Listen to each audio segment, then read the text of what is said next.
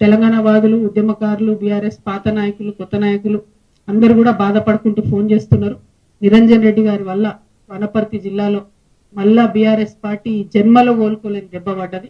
ఆయన చేసిన అవినీతి, ఆయన చేసినటువంటి అన్యాయం, ఆయన బీసీల మీద పెట్టినన్ని కేసులు, ఆయన ఉద్యమకారుల మీద పెట్టినన్ని కేసులు, ఇవన్నీ ఒక్కొక్కరు చెప్పుకొని కళ్ళలో రక్తం వచ్చేటట్టు ఏడుస్తున్నారు.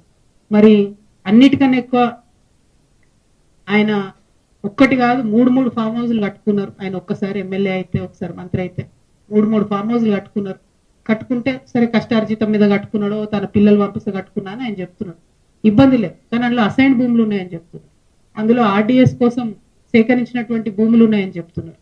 మొత్తానికి మొత్తం కృష్ణా నది కంప్లీట్ గా ఒక కాలువ అంతా మీ ఫామ్ హౌస్ లకి వెళ్ళిపోతుందని చెప్తున్నారు. దాని మీద మరి ఎందుకు ఇప్పుడు కాంగ్రెస్ గవర్నమెంట్ ఎంక్వైరీ చేస్తలేదు?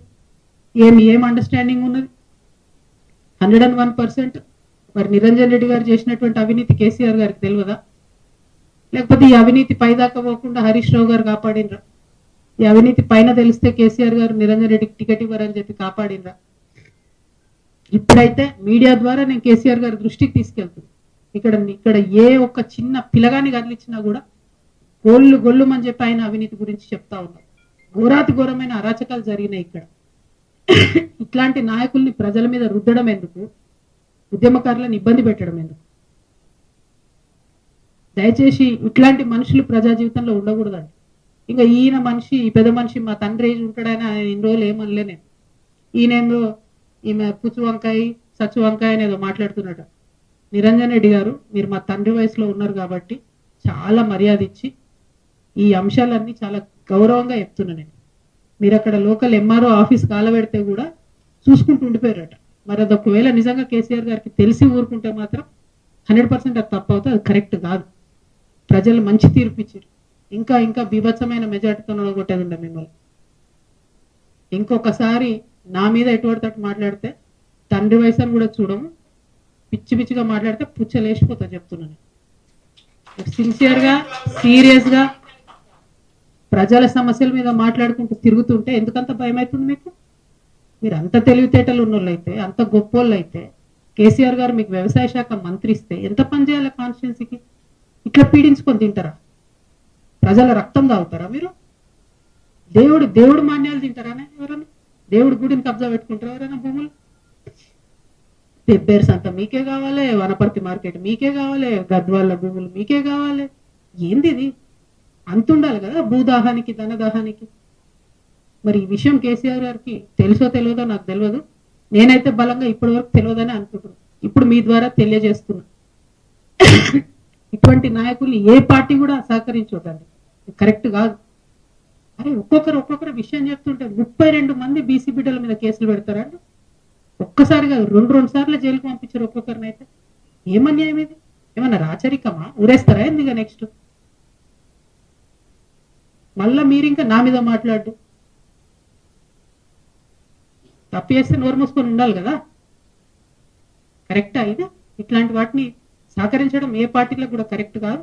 ఒకటి కాదు, 2 కాదు, ఇక చూస్తుంటే వెతుకుతుంటే అయితే దారుణమైన నిజాలు బయటపడుతున్నాయి.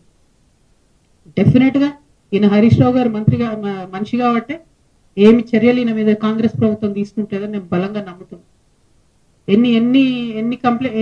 ఎన్ని మాట్లాడినండి రేవంత్ రెడ్డి గారు ఇక్కడికి వచ్చినప్పుడు? ఒక్క విషయంలో ఎంక్వైరీ చేసిరా? ఎన్ని టీవీ ఛానల్లో వచ్చి స్టోరీలు చేసుకోపోయినాయి? ఏమైంది ఎంక్వైరీ? మరి